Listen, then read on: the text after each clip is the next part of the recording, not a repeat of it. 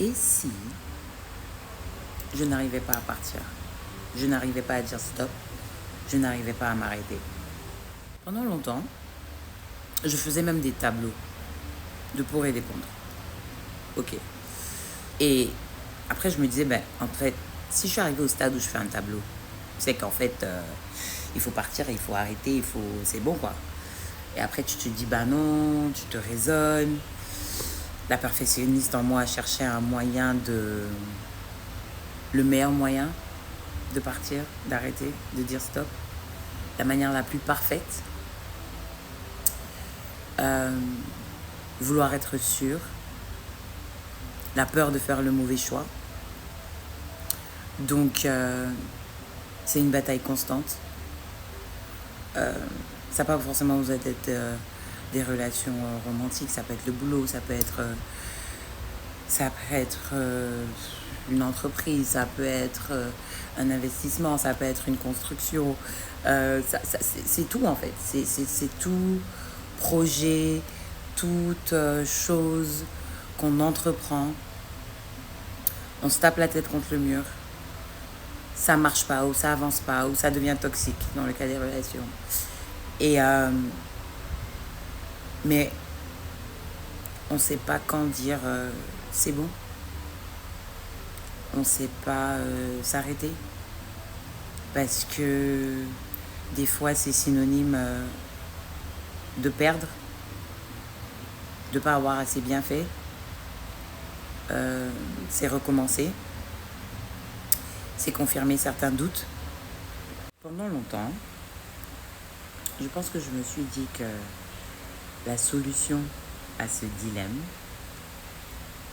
était une introspection qui nous permettait de se demander demain, quand je vais être face à moi-même, face à un miroir, face à je sais pas, est-ce que je pourrais en toute âme et conscience dire j'ai vraiment fait de mon mieux, j'ai vraiment tout donné, tout essayé, tout tenté pour que ça marche, pour que ça avance, pour que ça fonctionne, pour que je n'ai pas à arrêter, stopper, abandonner, partir. Et je pense que, en tout cas la plupart du temps, si on peut vraiment, sincèrement, se dire oui, répondre oui à ces questions-là, c'est souvent le signe que c'est le moment de partir, arrêter, stopper. Parce que peu importe, on se rend compte que on a fait tout ce qui était en notre pouvoir, tout ce qui était en notre contrôle. Et en réalité, cette petite voix intérieure, cette intuition qu'on a, elle est souvent correcte, pour ne pas dire toujours. Et au final, on sait. Quand il y a des doutes, c'est pas est-ce que je dois ou pas. Parce que quand on réfléchit bien, la plupart du temps, le doute ne vient pas parce qu'on ne sait pas quoi faire. Les remises en question, ça ne vient pas parce qu'on n'est pas sûr de ce qu'on doit faire.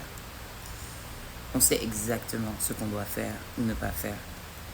C'est juste qu'en fait, on n'en a pas envie. Pour X ou Y raison, on n'accepte pas la situation. Donc, on cherche des raisons, des excuses, des moyens de faire autrement. Mais in fine, on sait très bien ce qu'on doit faire, où on doit aller, le choix qu'on doit faire. Et lorsque c'est le choix de partir, d'arrêter ou de stopper, en fait,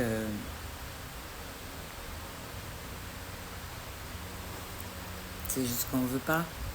Et souvent même pas pour... C'est même pas vraiment l'envie de continuer. C'est plus ce que ça représente d'arrêter vis-à-vis de soi, vis-à-vis des autres. Il y a les sunk costs, comme on dit, les investissements à perte, où on se dit mais non en fait. Mais je ne peux pas abandonner, je ne peux pas laisser tout ce que j'ai investi, tout ce que j'ai mis, le temps, les émotions, le sacrifice, l'argent, les moyens, enfin, c'est tout investissement. On se dit que c'est perdu parce que on arrête. Et donc, pour ne pas perdre ça, on continue d'investir et d'investir et d'investir. Et en fait,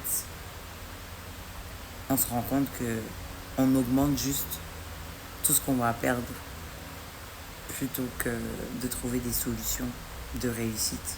Donc je dirais, quand est-ce qu'on part? Quand est-ce qu'on dit c'est bon, j'en ai eu assez? Ben, quand on le sent, quand on le ressent, quand son intuition nous le dit et que notre paix, parce que je pense qu'avec le temps, c'est de ça qu'on se rend compte, que la paix n'a pas de prix et que ouais, que notre paix est compromise et que ce n'est plus des concessions, mais des sacrifices et surtout des sacrifices de soi. Je pense qu'à ce moment-là, on peut se dire stop en fait. Et c'est pas facile. Ça va pas être parfait. Il y a une mauvaise façon de partir, d'abandonner, de quitter, mais il n'y a pas de bonne façon. Donc, on fait pas le mauvais, on fait au mieux,